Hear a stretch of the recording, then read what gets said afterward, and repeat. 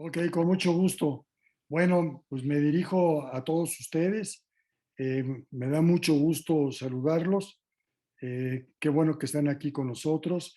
Vuelvo a reiterar, estamos en representación de nuestro presidente, el doctor Juan Solorio Cardel, que se encuentra indispuesto, pero ya pronto estará de nueva cuenta aquí con nosotros. Para mí representa un honor, un privilegio el estar aquí en esta plataforma virtual, hablando de ni más ni menos que de un ícono del derecho del trabajo mexicano, que es el doctor Hugo Ítalo Morales. Sí, Hugo es una agente que se ha dedicado toda su vida al derecho laboral. Como dije anteriormente, proviene de ahí de el puerto de Tampico, en el estado de Tamaulipas, y desde muy joven, pues vino aquí a hacer sus estudios, a hacer sus pininos, y ha sido un abogado verdaderamente ejemplar. Quiero decirles a ustedes que realmente el nombre de él figura realmente entre los grandes laboralistas mexicanos. Él se ha dedicado toda su vida a la docencia. Hace rato nos acaba de decir cuántos años tiene de maestro universitario. Pues se dice fácil, pero son de los que más años tienen en la universidad. Es su segunda casa, su segundo hogar después de su casa particular. La quiere entrañablemente, me consta. Y pues, ¿qué puedo decir yo más de Hugo? Hugo fue un extraordinario esposo, es un padre ejemplar, hermano sin igual y sobre todo un ser humano de una bonomía extraordinaria y siempre presto a todos estos eventos que realmente pues para él son pan comido, ¿verdad? Pero la realidad es que lo vamos a escuchar con un interés verdaderamente grande. Hugo, de veras, de todo corazón, bienvenido a esta sesión de los lunes de ILTRAS. Para nosotros es motivo de gran satisfacción, repito, de orgullo, el que tú estés aquí hoy, esta tarde, con nosotros, y le cedo la palabra a nuestra querida eh, pues maestra, es mi maestra también de vida, de muchísimos años, Marta Monsalve de Cuellar. Martita, si eres tú tan gentil de dar sus datos curriculares de nuestro invitado del día de hoy. Muy buenas tardes para todos. Muchísimas gracias, Arturo, por cederme el uso de la palabra.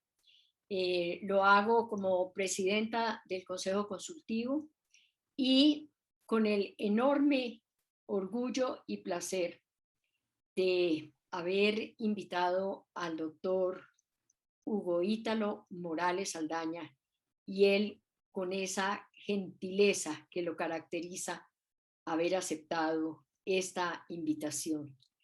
Me llena de orgullo hacer la lectura de su importantísimo currículum, pero me conmueve enormemente presentar un amigo de tantísimos años, que hemos trasegado tantas veces juntos, que hemos tenido el privilegio de tenerlo en nuestra universidad, en diferentes eventos, que hemos compartido cercanía, muy cercanía en la Organización Internacional del Trabajo, en las sesiones de los empleadores, básicamente.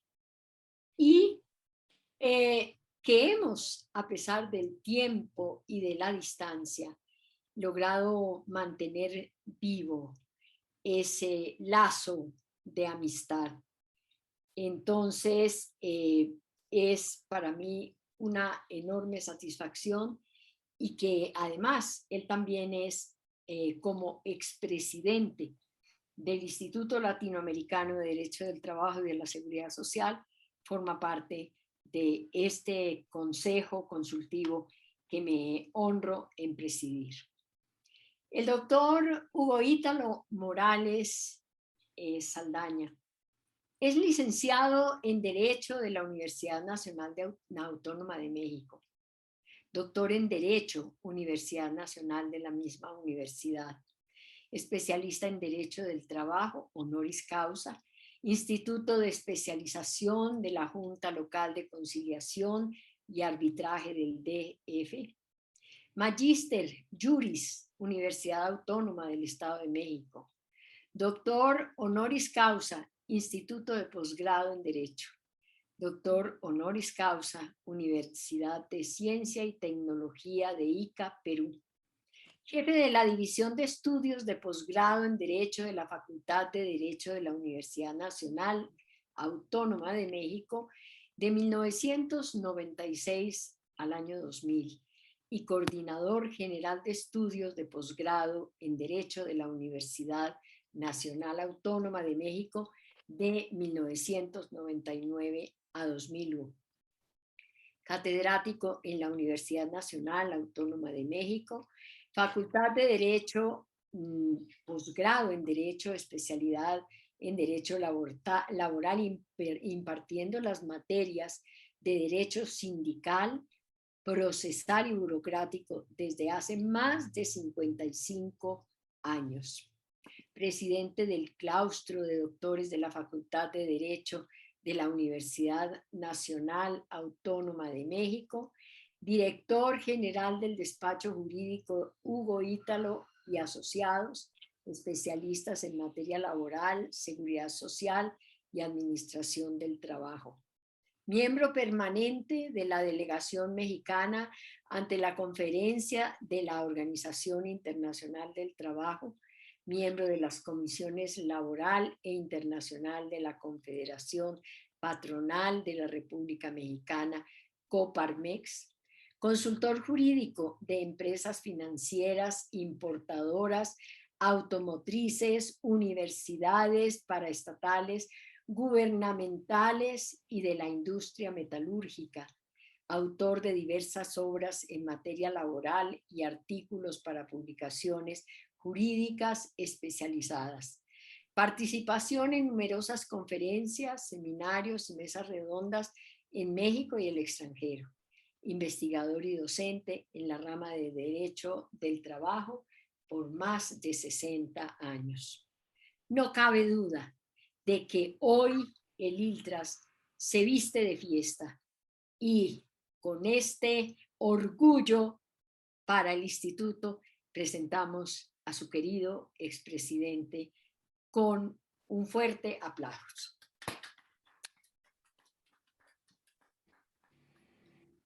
¿Comenzamos? Sí, adelante, mi querido. Bueno, primero que nada quiero agradecer a ILTRAS la invitación, que para mí constituye un privilegio de poder decir algunas palabras en materia de teletrabajo. Quiero agradecer a mis queridísimos amigos, tanto Marta Monsalva como a Arturo Martínez, el exceso de elogios que le dan a mi persona en forma totalmente inmerecida.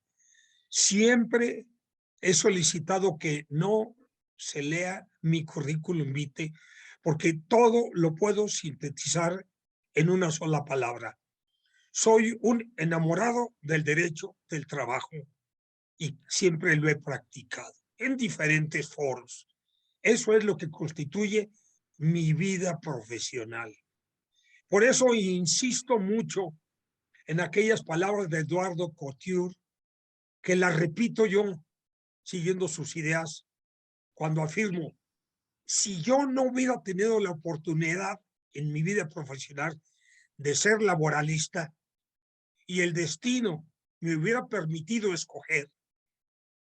¿Por qué? Porque me escogió a mí.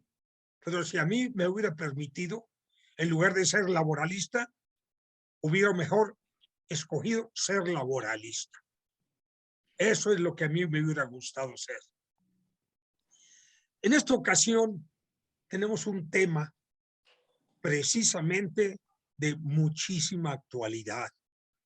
La actualidad no es tan solo por los nuevos instrumentos que nos proporciona día a día el mundo laboral, ampliando las fronteras de nuestra disciplina, sino también las causas que provocaron que los laboralistas tuviéramos que clavarnos en la piscina del conocimiento de el teletrabajo, algo que pensábamos que íbamos a hacer. Sin embargo, lo pensamos tanto que las circunstancias nos obligaron a hacerlo de inmediato. Fue desgraciadamente lo que asuele en este mundo, que es precisamente la pandemia. La pandemia que provocó el aislamiento de nuestras relaciones sociales, de nuestras relaciones profesionales, las disminuyó a tal grado que en muchas ocasiones casi las eliminó temporalmente, provocando que nuestras uniones fueran a través de otro sistema. Este sistema que nos proporcionó primero los métodos tecnológicos del Internet, de la computadora, fue precisamente el indicativo para pasar de la socialización de las relaciones normales entre nuestros amigos a las relaciones profesionales con el uso de esta herramienta que es el Internet y que es lo que ahora llamamos el teletrabajo. Se dice por las organizaciones internacionales, por la OIT, por la Unión Europea, por las instituciones latinoamericanas, que indiscutiblemente los profesionales del derecho del trabajo el día de mañana tendrían que utilizar este sistema tan avanzado que es el teletrabajo. El día de mañana, se decía, se pronosticaba en los próximos 5 años, 8 años, de acuerdo con la evolución social, económica, política del mundo. Pero la naturaleza, como de costumbre, nos impuso condiciones inmediatas, no valiendo la excusa de cada uno de nosotros de que no manejo bien la computadora, no sé bien cómo llevo a cabo la telecomunicación, no sé lo que es el Zoom, y a todo ello nos dijeron, pues no te queda más remedio que aprender. Si quieres ejercer tu profesión de abogado, ya te encuentras en otra situación que o la utilizas o quedas obsoleto en tus relaciones profesionales. Estábamos acostumbrados a nuestras reuniones presenciales, a nuestras citas en la universidad, nuestras pláticas y conferencias presenciales, a ir a los tribunales, a hablar a nuestros amigos, etcétera. Pero de pronto el mundo nos obliga a cambiar las relaciones. Y nos encontramos precisamente frente a esta arma que los laboralistas las conocíamos, pero en forma muy remota. Ya sabíamos que existía el teletrabajo, pero se daba en las empresas importantes, se daba entre los ejecutivos, se daba en aquellas actividades laborales muy avanzadas. Y lo escuchábamos de algunos amigos que ocupaban puestos importantes en las empresas, pero no lo practicábamos. ¿Cuándo comienza esta práctica en el mundo de los negocios? Entra muy tarde al mundo laboral. ¿Cuándo entra en el mundo de los negocios? Se dice que más o menos por los años 60, ya cuando hablamos de los 60, ya hablamos de algún tiempo transcurrido, ¿verdad? A 2001. Son 61 años desde entonces. empezó a usarlo en los Estados Unidos norteamericanos y le llamaron telecommuting, o sea, comunicación lejana, telecommuting.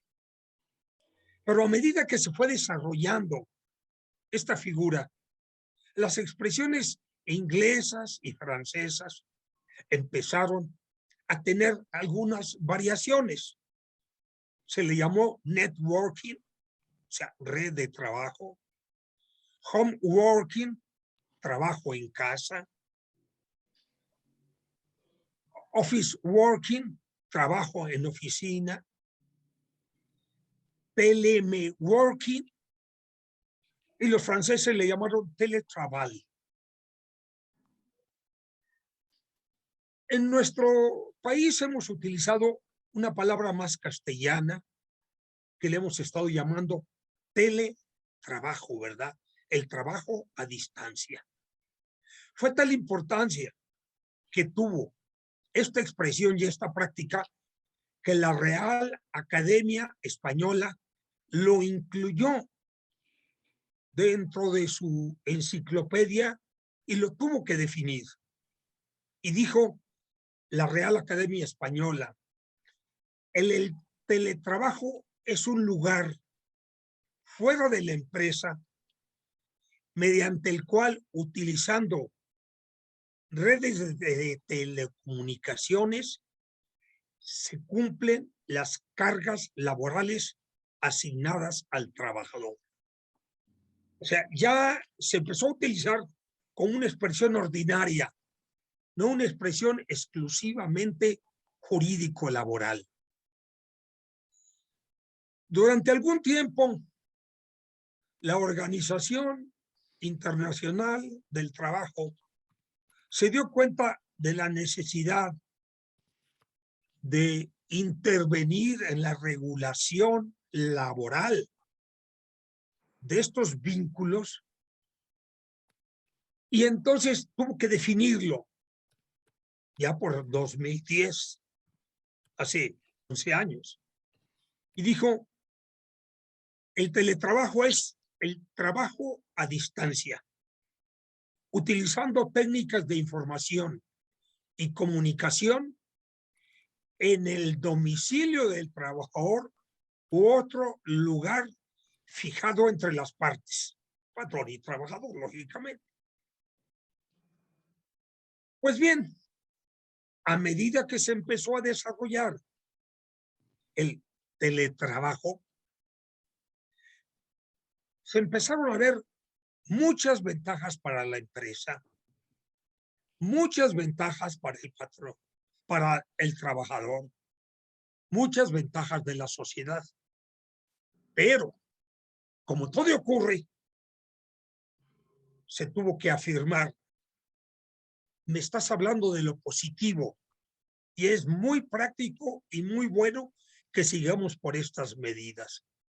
Pero ¿cuál es lo negativo? ¿Cuáles son las desventajas para la empresa? ¿Cuáles son las desventajas para el trabajador? ¿Cuáles son las desventajas para la sociedad? Claro, si en un principio hablamos del teletrabajo como algo novedoso, como algo moderno, actualizado, siempre vemos los puntos de vista positivos. Decimos, pues para el trabajador representa no tener que trasladarse al domicilio de la empresa, no hacer gastos de transporte, no perder tiempo en la distancia que cubre para ir a trabajar. No se debe preocupar mucho por su atuendo. No, ya se la Se encuentra, perdón, se encuentra siempre en contacto con el patrón simplemente con prender un botón. Él le representa una ventaja. Sí, pero después de cierto tiempo de practicar el trabajador el teletrabajo, empieza a sentir algunas desventajas. ¿Cuál sería la primera desventaja? Una primera desventaja es que no socializa. Y eso lo estamos viviendo todas las personas que vivimos en la pandemia. Nos privamos de la socialización, de la alegría de estar con los nuestros, con nuestros amigos, de platicar de cosas intrascendentes, de discutir problemas. Si nosotros nos privamos de eso, por supuesto que también se priva el trabajador. El trabajador también, durante el tiempo del uso del sistema, empieza a sufrir estrés, empieza a sufrir un problema nervioso y se da cuenta que unas cuantas horas de trabajo frente a la computadora son más extenuantes y más fuertes que cuando está en forma presencial.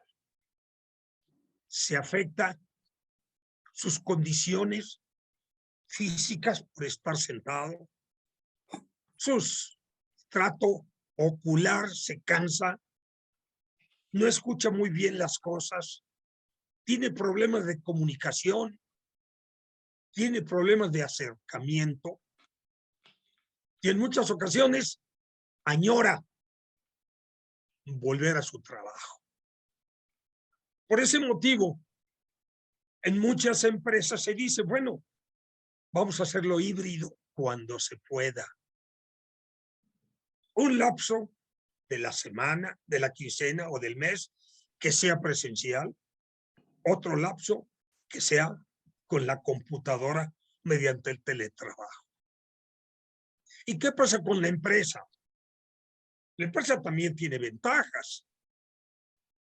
Pues no llena su planta productiva, no está presencialmente con todos los trabajadores ahí, no tiene que estar vigilando entradas y salidas, no tiene que estar aplicando sanciones directas por la presencia del trabajador. ¿Pero qué desventaja sufre? Pues cambian las herramientas de trabajo, esas son las desventajas.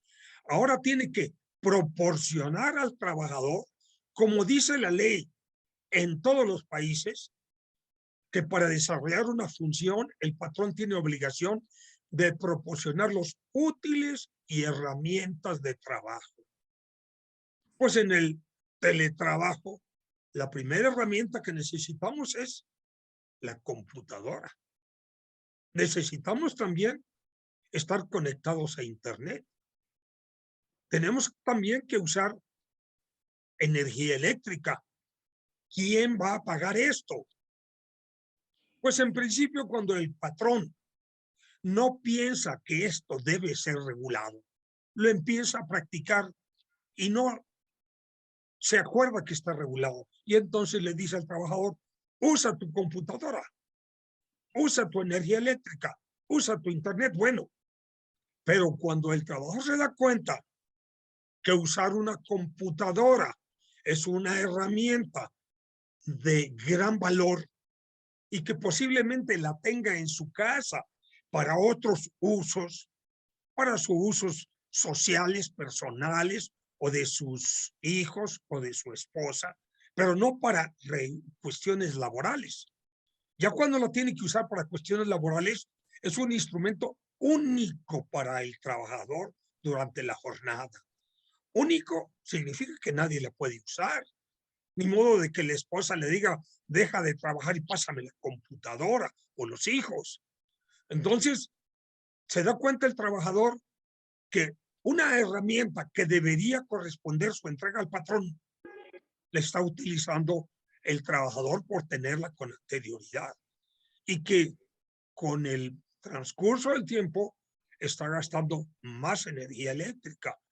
Y además está también teniendo que conectarse por los sistemas electrónicos, todo eso le cuesta. Y es cuando reacciona y dice, bueno, si esto lo vamos a hacer laboral y en forma permanente, que el patrón empiece a cumplir sus obligaciones. ¿Cuál es la obligación? Que me entregue la herramienta de trabajo, que me entregue la computadora, que me pague la electricidad, que me pague el internet. Pero ahí decimos, no se ha resuelto más que parte del problema. ¿Por qué? ¿Quiénes pueden utilizar el sistema de teletrabajo? Pues la primera cualidad que debe tener el usuario, que en este caso sería el trabajador, es estar capacitado para el teletrabajo. No para un uso simplemente de la computadora, sino para un desarrollo especial de una función, para cumplir con el contrato laboral celebrado, pero a través del teletrabajo. No está acostumbrado a eso. Puede manejar la computadora, pero a lo mejor no tiene la capacitación para conectarse, para tener la divulgación de los problemas que se presentan en la fábrica, seguir las instrucciones del patrón. Todo eso requiere una capacitación. Capacitación que lógicamente siempre tiene que ser a cargo del patrón. Entonces el patrón tiene que gastar en computadora para cada uno de sus trabajadores, pagar la luz eléctrica de cada uno, el internet, y proporcionarle medios laborales cómodos y sanos, entre otros, ¿verdad? Si va a estar sentado, lo que ha llamado mucho la atención en nuestro medio laboral, dicen, sillones ergonómicos. Dice el patrón, hay dos cosas que no entiendo. ¿Por qué le voy a proporcionar un sillón que esté en su casa? Además, ergonómico, ¿qué significa eso? Tradúzcanmelo. Claro, o sea, elementos cómodos para el desarrollo. ¿Por qué un sillón o una silla? Pues porque es la forma como se desarrolla el trabajo mediante la labor a distancia. ¿Y por qué cómoda? Porque no podemos tener al trabajador parado frente a la computadora. No lo podemos tener sentado en un banco cualquiera o en un lugar que sea molesto para la postura. A lo mejor puede soportar la situación 1 hora, 2 horas, 1 jornada, 2 jornadas, pero no permanentemente. Las condiciones de higiene y seguridad que señala la ley son totalmente diferentes. ¿Qué pasa con la sociedad? ¿Cuáles son las ventajas para la sociedad del trabajo a larga distancia y cuáles son las desventajas? Pues una de las ventajas es que desde el punto de vista social, no patrimonial, pues el transporte disminuye sus pasajeros. No hay tantas colas o líneas para subirse a los camiones o utilizar el sistema del metro. Las cosas son más tranquilas, las calles no están contaminadas, no hay transmisión de enfermedades, etcétera. Pero la desventaja también es que las calles están desoladas. Provoca también la delincuencia, la ausencia de personal en las calles y de poca vigilancia. Y ahí nos encontramos con las múltiples situaciones que pueden ocurrir con el teletrabajo. En la práctica real que yo he tenido en contacto con los empresarios, todos ellos me han dicho que inicialmente todos aplauden el teletrabajo, todo su personal. Pero cuando se dan cuenta, en primer término, que no están capacitados. Y entonces no pueden desarrollar las funciones como normalmente se pueden hacer. O no tienen la computadora respectiva, no se pueden comunicar. Y hay ocasiones en las cuales en determinadas regiones ni siquiera hay electricidad. ¿Qué hace el trabajador? Pues el trabajador que no tiene electricidad está en una situación bastante delicada desde el punto de vista social, pero puede cumplir con su trabajo subiéndose al transporte y llegando a la fuente de labores. pero cuando lo tiene que hacer a distancia, sencillamente no tiene forma de cumplir. Tendrá que buscar otros sistemas, ir a oficinas donde le renten computadoras, donde se las presten, donde haya luz eléctrica, etcétera. Entonces, cambia la situación. También debemos tomar en consideración el nivel de preparación, qué empresas están en condiciones de hacerlo y qué actividades están en condiciones. Primero, ¿qué empresas? Las estadísticas nos han demostrado desde el punto de vista de la OIT y de la Unión Europea que solamente algunas medianas empresas, algunas, y las grandes empresas, ¿qué quiere decir? Más de 100 trabajadores en adelante, el teletrabajo sí es posible por las condiciones económicas de la empresa. Pero una microempresa, una mediana empresa, o sea, microempresa de 2 trabajadores, 3 trabajadores, 4, mediana empresa, 10 trabajadores, 12. Es muy difícil la utilización del teletrabajo. Desde el punto de vista del desarrollo estadístico, ¿quiénes comenzaron con el trabajo a distancia? Ya lo comentábamos, los ejecutivos, las empresas importantes, los individuos que estaban preparados porque era una forma ordinaria de comunicarse dentro de la empresa a través de la computadora. Pero en micro o medianas empresas, ¿podríamos pensar en la existencia del teletrabajo? ¿Podríamos pensar que una persona que tiene contratados 3 o 4 trabajadores, el propio patrón tendrá una computadora? ¿Sabrá usarla? ¿Utilizará el teletrabajo? Y si lo utiliza las 2 o 3 personas que le prestan servicios, ¿no le saldrá mayor gasto el proporcionar estos elementos? Entonces, debemos pensar que no es tan sencillo en todas partes, de acuerdo con la naturaleza de la empresa, de acuerdo con la naturaleza de la función. Hay muchas empresas que es muy fácil el desarrollo de la función con el teletrabajo, pero no al 100%. Un vigilante ya sabemos que puede hacerlo a través de la computadora, pero confiaríamos nosotros en un vigilante o en varios que no estuvieran precisamente en los sitios fundamentales de seguridad de la empresa. El hecho de que los veamos por televisión o por la computadora no nos da seguridad. Pues sabemos que se metió el delincuente y robó. Pero ¿cómo evitar que entre el delincuente si no es con un vigilante, verdad? Empresas de transportes podrán dar el servicio a través del teletrabajo. Los alimentos, según lo veamos, los alimentos si nos los llevan a nuestra casa por el sistema de mensajería, no hay problema.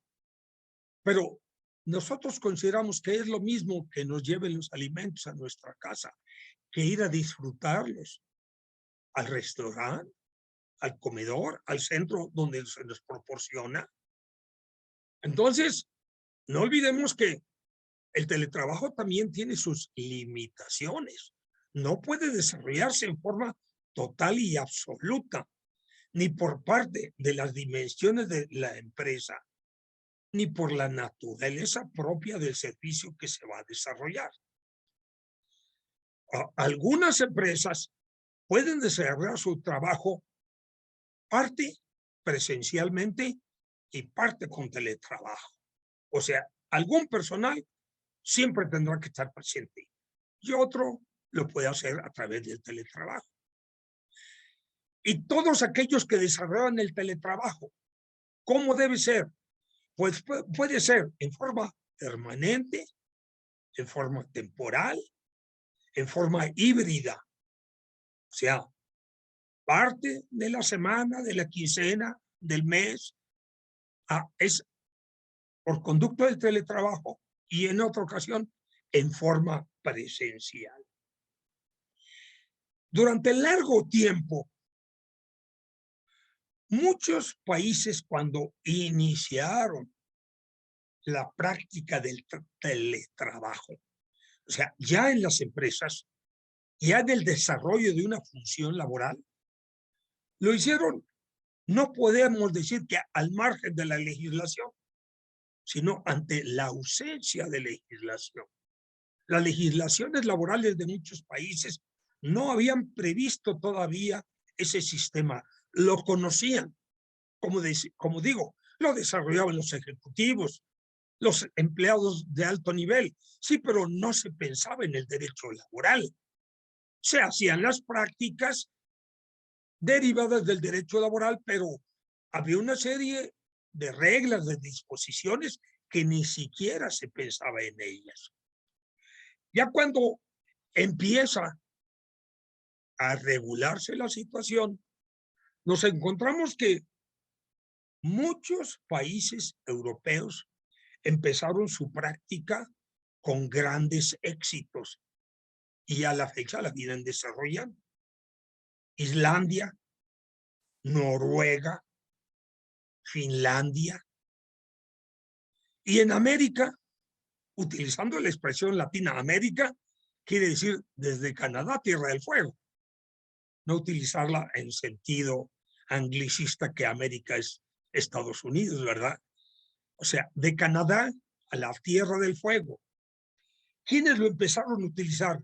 Estados Unidos, Argentina, Chile, Ecuador, Colombia, con grandes éxitos, a grado tal que cuando la legislación mexicana se vio en la necesidad de regular mediante disposiciones laborales el teletrabajo, hizo un estudio comparado de la legislación europea y de la legislación latinoamericana.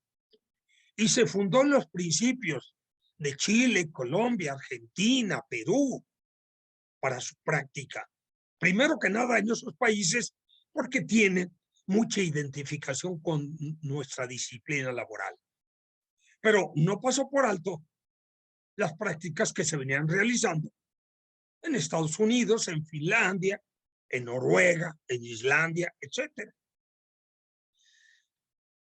La disposición que se incluyó en la Ley Federal del Trabajo mexicana es muy reciente. Advierto, no la práctica del teletrabajo. La práctica del teletrabajo casi nació al día siguiente de la pandemia, cuando las disposiciones de higiene y seguridad de nuestro país obligaron a las empresas a no desarrollar funciones presenciales. Eso provocó entonces que inmediatamente se empezara a practicar el teletrabajo sin disposición laboral. Y claro, había muchísimas formas de conducta que ya analizadas con todo detenimiento violaban los principios esenciales del desarrollo del trabajo. El número de horas, la forma de conexión, la desconexión cuando la podía hacer el trabajador. Sí tenía el patrón el derecho de comunicarse con el trabajador por el conducto del trabajo a cualquier hora. Se podía interrumpir sus actividades al concluir la jornada o en días de descanso. Se acostumbraba a todo eso. Cuando mucho se daban reglas generales, nos vemos mañana a tal hora. Esto va a durar nada más 2 horas y se podía prolongar a 4, a 5, etc. Pero ya que se incluye el teletrabajo, el siguiente problema era: todos los trabajadores estarán en condiciones en nuestro país de desarrollar el teletrabajo. Primero, ¿tendrán computadora? Segundo, ¿tendrán comunicación con Internet? ¿Tendrán energía eléctrica? Y lo más importante, ¿Tendrán capacitación? Porque muchos decían, es que en mi casa hay computadora, sí, pero lo usa mi hijo para sus clases por educación, la teleeducación. Entonces, el hijo era el que estaba totalmente capacitado. ¿Cómo? Vemos que los menores de edad o los adolescentes son los más preparados en el manejo de la computación y que el adulto que nació bajo otras reglas, pues tiene que aprender y con más lentitud y no puede entender algunos principios porque no nació bajo esas reglas. Algunos de nosotros nacimos con la máquina de escribir mecánica. Después nos pasamos a la máquina de escribir electrónica y después de pronto aparece la computadora y luego el internet y luego el teletrabajo. ¿Y qué ocurre? Que de adultos tenemos que empezar a aprender. Y ese aprendizaje no nos es fácil. ¿Por qué? Porque si hemos desarrollado nuestra función laboral siguiendo determinadas reglas, tenemos que cambiarlas totalmente las reglas. Claro. Pero cuando analizamos las reglas y nos damos cuenta que no las podemos cumplir totalmente o que las podemos cumplir pero con muchos defectos, nuestra primera reacción es, eso no está en el contrato de trabajo. Es una necesidad de la empresa. Pero la necesidad de la empresa no es mía. Yo me obligué a prestar presencialmente y con determinadas reglas. Y de un día para otro el patrón me dice, ahora te vas a tu casa y usas tu computadora. Hay casos en los cuales no hay ningún problema y dice, pues sí, le empiezo a usar. ¿Por qué? Porque tenemos capacitación y conocimientos. Pero hay otros que dicen, tengo computadora, pero no la sé manejar. O hay otros que dicen, por supuesto que ni computadora tengo. Entonces, ¿qué ocurre? Es cuando interviene el derecho laboral, porque aquellos que no están en condiciones de prestar el servicio por alguna de estas fallas mencionadas, dicen que entonces no me van a pagar. Quien cerró ahorita la empresa por la pandemia no me es imputable a mí. Yo quiero trabajar, pero trabajar como dice mi contrato, presencialmente. Y si la empresa no está en condiciones de admitir mi servicio presencial, es una causa de fuerza mayor que afecta a la empresa, pero no debe traerme a mí desventajas. Ante todas esas situaciones, el legislador mexicano se vio en la necesidad de dictar disposiciones al respecto. Y recientemente, 6 de febrero del 2021, tenemos unos meses de práctica de las disposiciones laborales mexicanas, donde nos dice, entrará este capítulo al día siguiente de la publicación en el Diario Oficial. Pero su regulación mediante una norma oficial se llevará a cabo dentro de 18 meses. Quiere decir que la especificación obligatoria reglamentada entra hasta agosto de 2022. Sí, pero ya tenemos la disposición laboral. Primero que nada, ¿qué hace la legislación mexicana? Nos pretende dar una definición de teletrabajo siguiendo las ideas que ya hemos mencionado de la OIT, de los países hermanos que ya prestaban este desarrollo, y dijo, es una forma de organización laboral subordinada en el desempeño de actividades en lugar distinto del centro de trabajo, utilizando tecnologías de la información y comunicación para el contacto entre patrones y trabajadores. Bueno, ya tenemos la definición, pero nos indica, debe regularse por escrito en el contrato de trabajo en otro orden de ideas, con toda seguridad que todos los trabajadores o la mayoría tenían contrato por escrito, pero no señalaban una obligación escrita del teletrabajo. Entonces, se tiene que hacer un contrato donde se determine la naturaleza del servicio por medio del teletrabajo, donde se señale las generales de las partes, el salario, los insumos que le va a proporcionar el patrón al trabajador.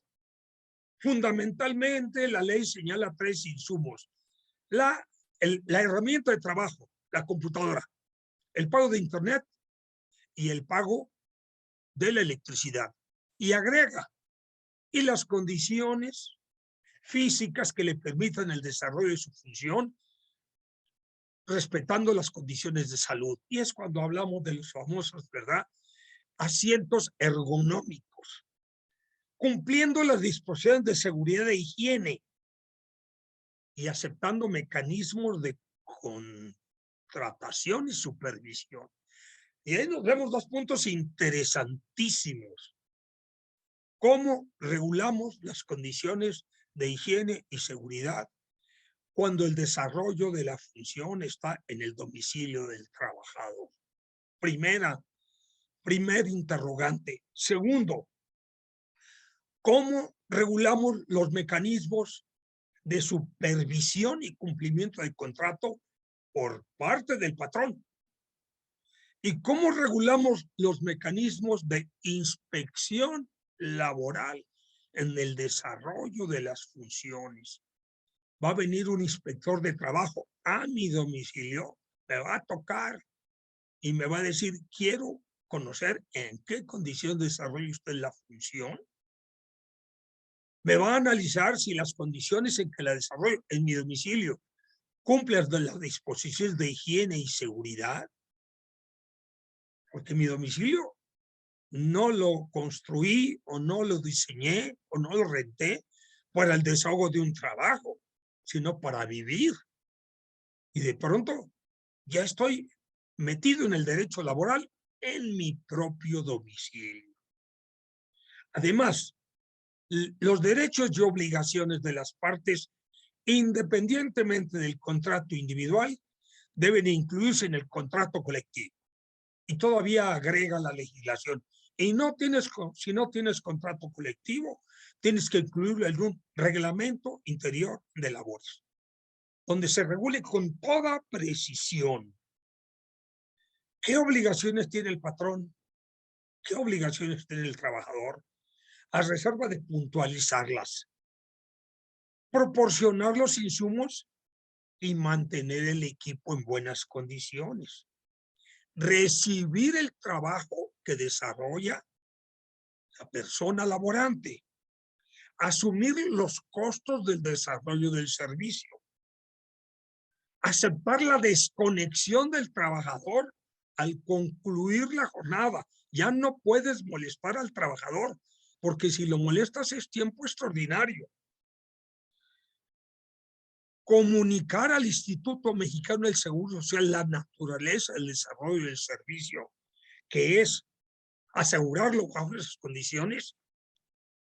Y sobre todo, lo que se olvida cada rato, capacitar y actualizar al trabajador en el sistema del teletrabajo. Eso es lo más importante, porque no basta proporcionarte los insumos, tengo que capacitarlo. No nomás le puedo decir, vete a tu casa, aquí está la computadora y ahora vamos a hacer esto por teletrabajo. No, son condiciones de trabajo que han cambiado. Me contrataste para prestar el servicio en un lugar físico determinado dentro de la empresa de establecimiento. Y ahora estás mandándome a mi casa. Entonces, todo eso tiene que ser contractual. No nada más haz las cosas como quieras. ¿Cuáles son las obligaciones del trabajador? Guardar y conservar el equipo de trabajo. Respetar las condiciones de seguridad y salud. Eso es lo que siempre me llama la atención. ¿Cómo respeto las condiciones de seguridad ¿Cómo las transmito de mi centro de labores a mi casa? Aceptar la supervisión. Claro, aceptar la supervisión, pero ¿en qué forma? ¿A larga distancia o con la presencia física eventual de un supervisor, el cual no me puede llegar en cualquier momento, porque ante todo mi domicilio es mi hogar y subsidiariamente es mi fuente de labores o mi lugar de trabajo? Entonces no me puede interrumpir cuando no estoy en el desarrollo de mi función. Y también el trabajador debe proteger los datos confidenciales que se le proporcionen en el desarrollo del servicio. Y hay algo que es importantísimo. Si el trabajador, como normalmente tiene contrato de labores para desarrollar sus funciones dentro del establecimiento, cambiarse a teletrabajo debe ser un acuerdo de voluntades. En otro orden de ideas, si de pronto el patrón me dice, por razones de fuerza mayor, de salud, económicas, políticas o sociales, ahora lo vas a desarrollar en tu casa, me están cambiando las condiciones. Yo cuando entré no era esa la regla, pero se están imponiendo determinadas situaciones. Entonces, debo convencer al trabajador, que es un acuerdo de voluntades. Si yo le digo, si no desarrollas el trabajo te despido, quiere decir, si no aceptas el cambio unilateral de condiciones, te despido. Y olvidamos entonces que el contrato es un acuerdo de voluntades. Estamos totalmente de acuerdo que el patrón, por múltiples necesidades, puede cambiar al teletrabajo, pero previamente debe hablar con el trabajador, convencerlo, capacitarlo, proporcionarle los insumos y que se dé cuenta de que es un sistema o temporal o definitivo, o híbrido o totalmente en teletrabajo. De lo contrario, se violan disposiciones laborales.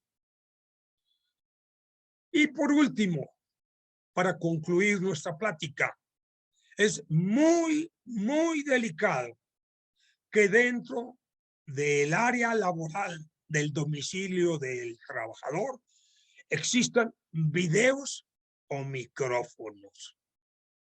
Claro, el hecho de que sean videos o micrófonos de mi hogar no tiene importancia, pero que sean del patrón. Los videos o micrófonos, por su naturaleza excepcional, solamente pueden ser utilizados dentro del domicilio del trabajador cuando éste lo consienta y señalando las condiciones. De lo contrario, no puede existir este sistema de vigilancia y se tendrá que hacer o a través de la computadora, del internet, o a través de la presencia física del supervisor. Y con eso concluimos con la parte relativa a el teletrabajo, que lógicamente todavía tiene muchísimas cosas que darnos y muchísimas cosas que practicar. ¿Será el teletrabajo la forma de elaborar en el futuro?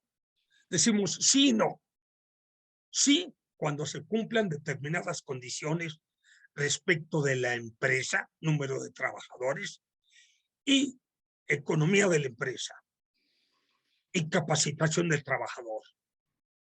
No cuando no sea posible el desarrollo por conducto del teletrabajo, con los ejemplos que les di, o bien no se cumplan con las obligaciones patronales de capacitar, de proporcionar equipo, de pagar todos los gastos y de supervisar el lugar de labores. Con eso incluyo mi intervención, salvo que consideren ustedes que puede haber preguntas.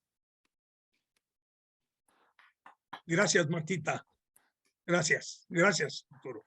Bueno, yo creo con la venia de Marta, de María Ascensión, de Sebastián, que en primer lugar darle las gracias a Marta por invitarte, mi querido Hugo, porque fue un agasajo realmente el escucharte en esta tarde. Nos diste un gran regalo al disertar con la claridad que pues tú tienes siempre esa claridad notable que tienes tú para disertar.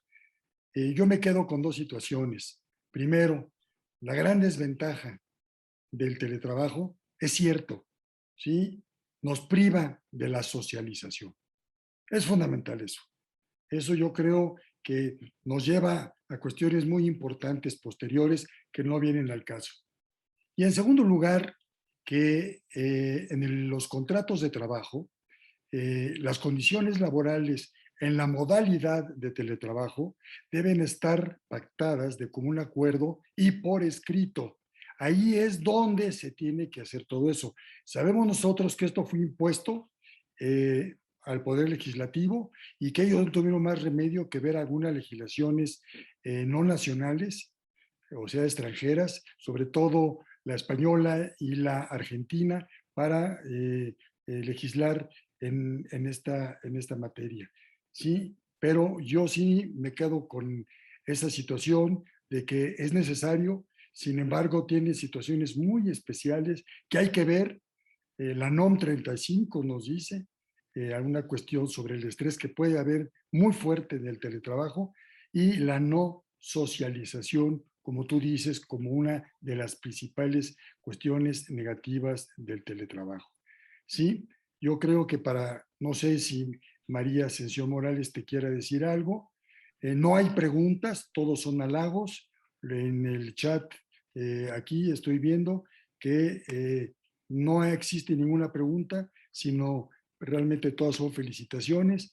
Entonces, sí me gustaría, si María Ascensión tiene a bien preguntar algo, y si no, pues le damos el uso de la palabra a Sebastián Copoleta, que ya levantó la mano. Perdón, para que termine después Marta Monsalve despidiendo a nuestro invitado. No, yo solamente felicitar al doctor, siempre ya se dijo aquí, es un lujo escucharlo y más que pregunta decir, pues hay mucho todavía por hacer en esta materia, muchísimo y bueno, pues sobre la marcha se irán haciendo las adaptaciones a nuestra regulación. Felicidades, doctor. Gracias, gracias. Sebastián, ¿querías decir algo? Sí, buenas tardes. Yo agradecerle la ponencia, un enorme gusto escucharlo desde Argentina. Se hizo referencia un par de veces a la legislación argentina. Tengo que aclarar que aquí en Argentina el teletrabajo antes de la pandemia era un estudio que andaba dando vuelta por ahí en la idea de algunos, más o menos, y de repente con la pandemia esto se aceleró y salió una ley que, digamos, si ustedes lo toman como antecedentes, una ley de apuradas, de una tarde, y entonces tiene sus problemas graves. De hecho, yo para señalarle un punto nomás y saber su opinión tal vez, es el gran problema de teletrabajar es que uno está en su casa y en su casa están las necesidades y las atenciones familiares también. O sea, el problema de conciliar la vida familiar y la vida laboral en casa se hace más complejo. La legislación argentina tuvo que afrontar esto y el resultado de eso, que propone la ley, es bastante poco, digamos, ajustado a la técnica laboral, porque lo delegó al contrato entre las partes, y todos sabemos que en el mundo laboral las partes no están en una igualdad de negociación como para que el trabajador o trabajadora digan, bueno, yo el horario que podría asumir es el siguiente. Seguramente va a ser el empleador el que imponga el horario, con lo cual esa conciliación de vida familiar laboral quedó como un punto absolutamente pendiente de la legislación y lo manda después a la negociación colectiva a tratar específicamente el tema. Bueno, gracias. Un saludo de Argentina. Marta. Muchísimas gracias, Arturo. Una conferencia magistral como la que nos ha hecho el queridísimo Hugo, obviamente que estimula a hacer reflexiones, y yo tengo también una pregunta. Tal vez con excepción de Colombia, que había reglamentado el teletrabajo desde el año 2008, siendo la primera en América Latina, estábamos o estamos ante una situación completamente nueva, una situación que se aceleró precisamente por razones de la pandemia y que tenemos que reconocer que ha salvado muchos puestos de trabajo y muchas empresas. Esa sería una primera cosa para destacar cuando en cabeza, ni mucho menos de Hugo, se ha querido satanizar el teletrabajo, pero eso fundamentalmente de tratar de mantener los puestos de trabajo y ayudar a las empresas para no caer bajo el cataclismo del que nos habla Good Ryder, el director de la OIT. Haces unas anotaciones importantísimas y yo resalto muchísimo el de la educación, porque pues ni veníamos preparándonos adecuadamente para esa era disruptiva, esa tecnología que nos estaba marcando la revolución 4.0. Y en el término de 3 semanas tuvimos que volvernos unos duchos en el manejo de cuánta plataforma hay y cuánto medio hay para no quedarnos completamente aislados. De modo que, si bien es cierto, podría analizarse como una parte negativa, nos impulsó a acelerar un aprendizaje. Pero también lo que manifiestas de esa imposibilidad, como en el caso de las pymes, de ponerse a tono con las grandes tecnologías, no tienen con qué. Así lo quisieran hacer. Es supremamente, digamos, discriminatorio, porque, es decir, no pueden, como hay mucha gente que no puede tampoco tener el acceso a los dispositivos porque son demasiado costosos. Lo que mencionas con la higiene y seguridad en el trabajo y la supervisión tiene 2 aspectos.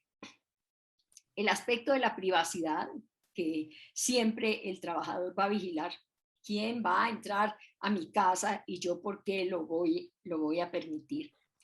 Pero esa supervisión va a implicar otro desarrollo tecnológico muy grande, y es que a través de esa tecnología se puedan establecer esos medios de supervisión a los cuales tiene derecho el empleador. Y además, para poder controlar ese periodo de desconexión, porque uno de los grandes problemas que hemos tenido cuando se menciona que sencillamente la jornada laboral se aumentó, es porque contabilizamos todo, la jornada laboral más el chateo, más las compras que hacemos por internet, mientras los saludos a los amigos, contestamos los correos y estamos conectados todo el tiempo porque soltamos el computador del trabajo e inmediatamente 1 o 2 o 3. Y todo eso se lo sumamos a la jornada laboral. Entonces, eso también va a ser una cosa supremamente importante para la desconexión, que ya se abre, como tú bien lo sabes, como norma en España y que ya se ha propuesto en muchos aspectos. Y una pregunta que me despertó gran inquietud. De esta ley que tú mencionas de febrero del 2021, que solamente va a iniciar como vigencia en 18 meses. ¿Cuál es la razón cuando los pasos de la tecnología son de un día para otro? Nos quedamos desactualizados. Y si se va a transferir 18 meses adelante, no la conozco y sí la quiero conocer, seguramente está llena de aspectos de desarrollo precisamente de ese trabajo, de esa nueva forma de trabajo de tecnología. Te reitero los agradecimientos, Hugo, por esta magnífica conferencia y nos has dejado realmente una cantidad de inquietudes, reflexiones que van a ampliar muchísimo nuestros estudios sobre la materia. Muchísimas gracias. Gracias. Hay una pregunta, Hugo, del señor licenciado Mario Torres Arias, a ti o a cualquiera de los panelistas.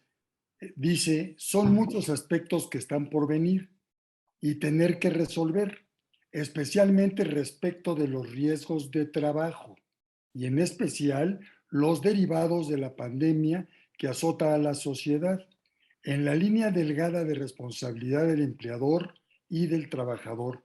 En caso de fallecimiento y otros tantos, ¿qué considera usted respecto a la aplicación de las normas de seguridad e higiene en esta nueva modalidad? Te felicita por su exposición. Bueno, la respuesta ya nos la dio la doctora María Ascensión Morales. Estamos iniciándonos en el tema del teletrabajo y hay muchísimas posiciones que la legislación la señala, pero no advierte. Si yo en mi casa la tengo como un hogar para mi familia, ¿por qué de un día para otro me dicen que debo respetar condiciones laborales en mi casa o en mi oficina de higiene y seguridad? Yo no vivo en mi casa para darle servicio al patrón y de pronto me dice, pues le tienes que dar servicio porque es teletrabajo. Entonces,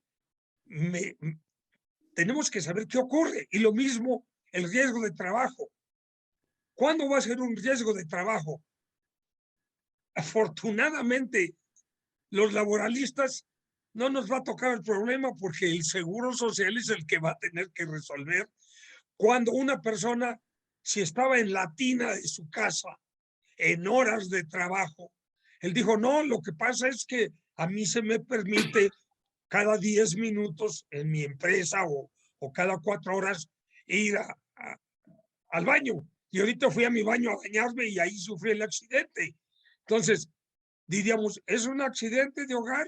Bueno, es un accidente de trabajo. Habría que analizar las condiciones bajo las cuales se realizó la actividad. No, los riesgos de trabajo vienen a constituir uno de los problemas más graves y la higiene y seguridad, la inspección de trabajo. Que un día me diga un inspector, a ver, aquí no hay cañerías para salir o no hay elementos de emergencia. Pues claro que no hay. Pues es mi hogar, no es mi oficina externa. Entonces, ¿qué es lo que me va a pedir el inspector de trabajo? El cumplimiento de las mismas disposiciones como si estuviera en la fábrica o en mi oficina. Pues eso es imposible. Siempre va a dar informes negativos el inspector.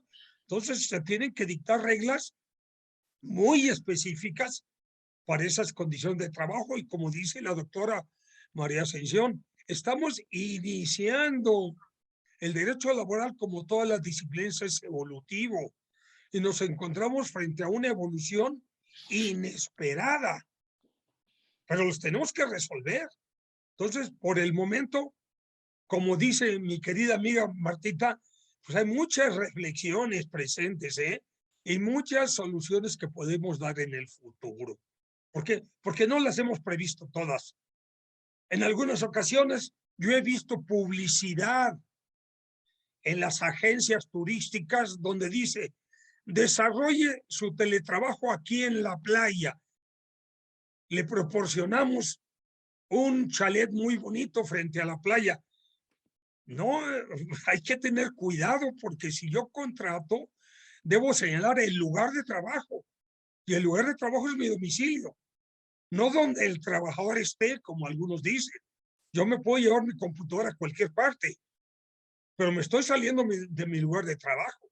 En el contrato de trabajo debo especificar precisamente el lugar o lugares donde voy a desarrollar mi teletrabajo y el patrón me lo voy a aceptar.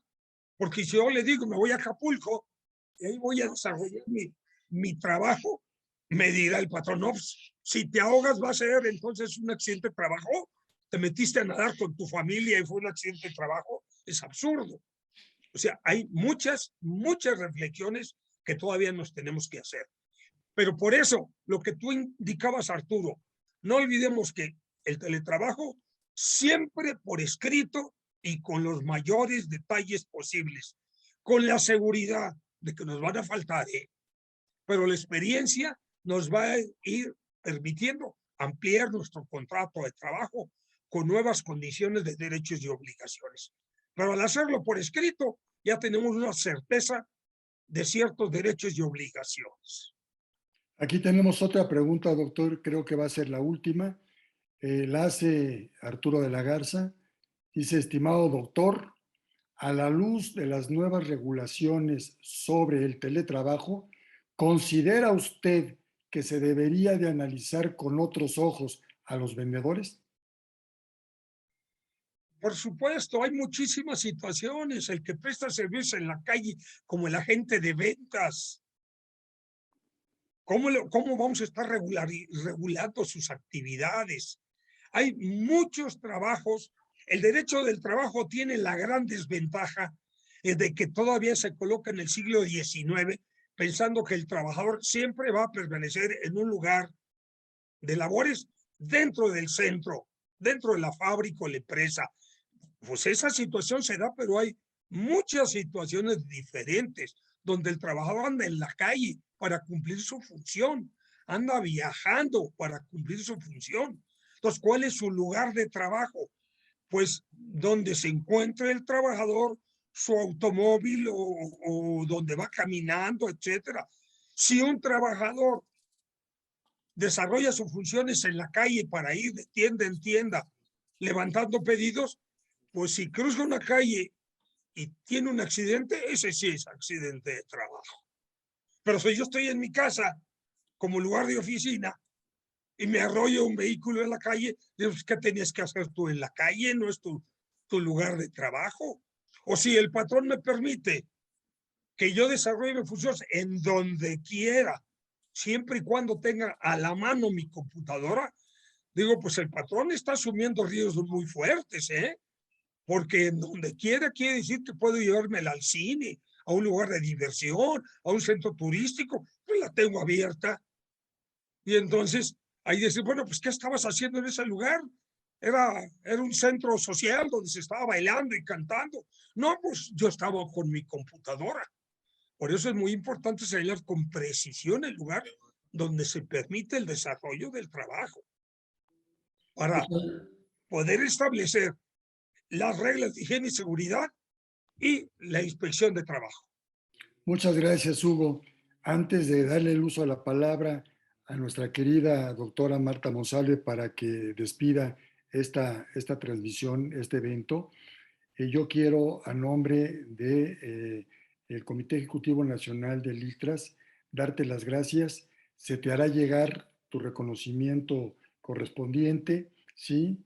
Porque pues de manera virtual como que no sabe, ¿verdad? Realmente, entonces se te hará llegar en forma personal, presencial, y darte las gracias más cumplidas por tu atención. Y a nombre de este comité, muchísimas gracias. Perdón, a nombre del Consejo Nacional, el Consejo es el de Martita, perdón. A nombre del Comité Ejecutivo Nacional del ILTRAS, muchísimas gracias por la aceptación a esa invitación que te hizo Marta, y sobre todo muchísimas gracias por esa disertación tan clara, yo digo con una claridad notable, lo que tú acabas de exponer. Dicho esto, le cedo el uso de la palabra a nuestra querida compañera y amiga de tantos y tantos años, la doctora Marta Monsalva de Cuellar. Marta, si eres tan amable de cerrar esta transmisión. Muchísimas gracias, Arturo.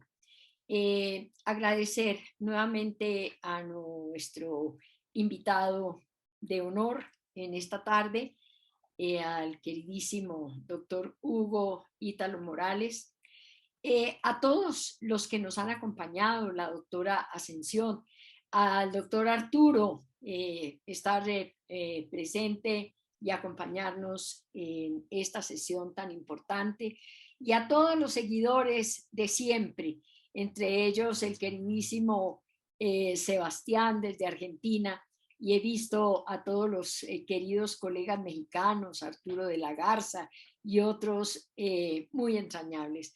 Muchas gracias por ser tan asiduos seguidores del lunes de ILTRAS, y al cuerpo técnico, a Julio y a don Joel, que me imagino que está, como a la licenciada Silvia. Mil gracias por todo este apoyo que nos prestan para hacer posible esta importante sesión académica de lujo que hemos tenido en la tarde de hoy. Muy buenas tardes para todos. Un fuerte abrazo. Gracias.